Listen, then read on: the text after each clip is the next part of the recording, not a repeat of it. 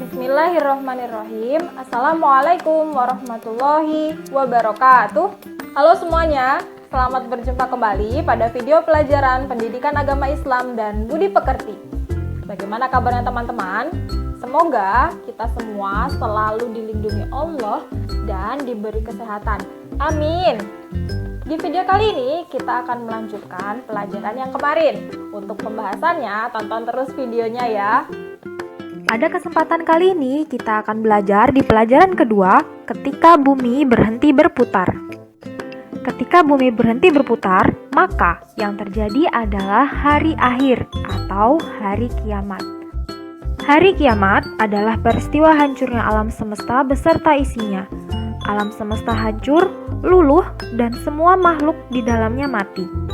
Hari kiamat ditandai dengan bunyi trompet sangkakala yang ditiup oleh malaikat Israfil atas perintah Allah Subhanahu wa Ta'ala. Pada hari itu, seluruh manusia meninggal dunia. Tidak ada satupun makhluk hidup yang selamat di muka bumi. Kemudian, setelah terjadi peristiwa kiamat, manusia dibangkitkan kembali untuk dikumpulkan di padang mahsyar. Di padang mahsyar, seluruh manusia akan dimintai pertanggungjawaban atas amal perbuatannya selama hidup di dunia.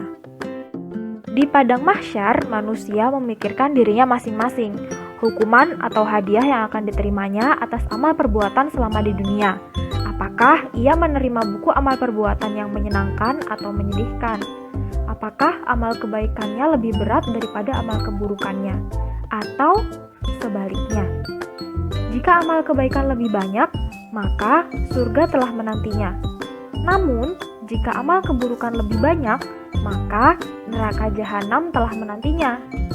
Peristiwa hari kiamat tersebut telah dicantumkan dalam Quran Surat Al-Qari'ah ayat 1 sampai dengan 11, seperti yang Miss udah tampilkan pada slide berikut.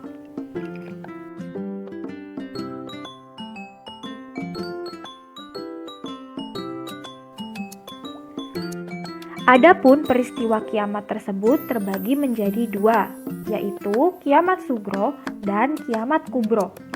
Kiamat sugro berarti kiamat kecil, sedangkan kiamat kubro berarti kiamat besar. Oke, pada slide ini kita bahas satu persatu ya. Jadi, kiamat sugro ialah kiamat kecil, bisa saja terjadi karena ulah manusia sendiri.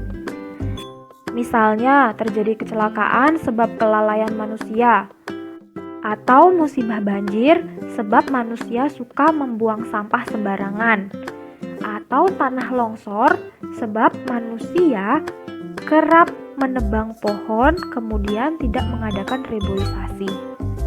Atau bisa juga disebabkan karena bencana alam, seperti gunung meletus, gempa bumi, tsunami, air bah, dan lain sebagainya.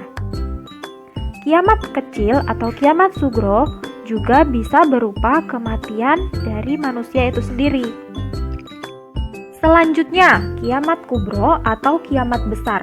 Kiamat kubro adalah peristiwa hancurnya alam semesta beserta isinya, seperti matahari, bumi, dan planet-planet lainnya sudah tidak berjalan di porosnya, sehingga saling bertabrakan. Bumi berguncang dengan dahsyat dan tidak ada satu makhluk hidup pun di muka bumi ini yang akan selamat. Allah Subhanahu wa Ta'ala menjelaskan dalam Quran Surat Az-Zalzalah ayat 1 dan 2, yaitu Idza zulzilatil ardu zilzalaha wa akhrajatil ardu athqalaha. Artinya, apabila bumi diguncangkan dengan guncangan yang dahsyat dan bumi telah mengeluarkan beban-beban berat yang dikandungnya. Jadi, kelak di hari kiamat nanti, setelah alam semesta dihancurkan, manusia dibangkitkan kembali dari alam kuburnya. Kiamat kubro lebih dahsyat dan tidak ada seorang pun yang tahu kapan terjadi. Bahkan, Nabi Muhammad SAW pun tidak diberitahu oleh Allah. Hanya Allah yang tahu kapan terjadinya kiamat kubro. Walaupun tidak ada seorang pun yang tahu kapan terjadinya hari kiamat, namun Allah Subhanahu wa Ta'ala memberitahu tanda-tanda hari kiamat. Di antaranya ialah yang pertama, banyak ulama muslim yang wafat. Kedua, ilmu agama dianggap tidak penting.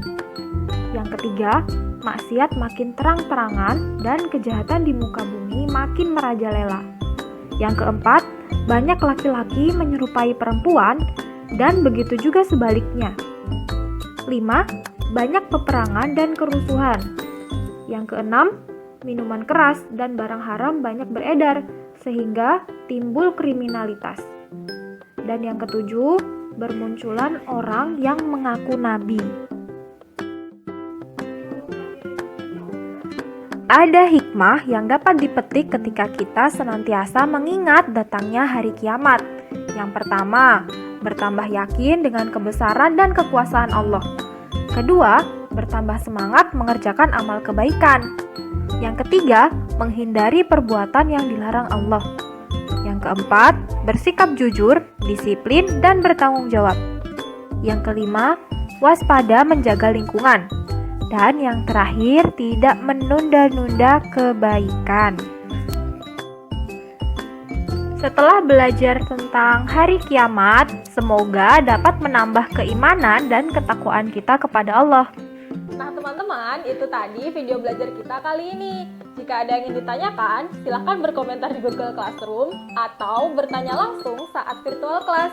Terima kasih. Wassalamualaikum warahmatullahi wabarakatuh. Bye-bye.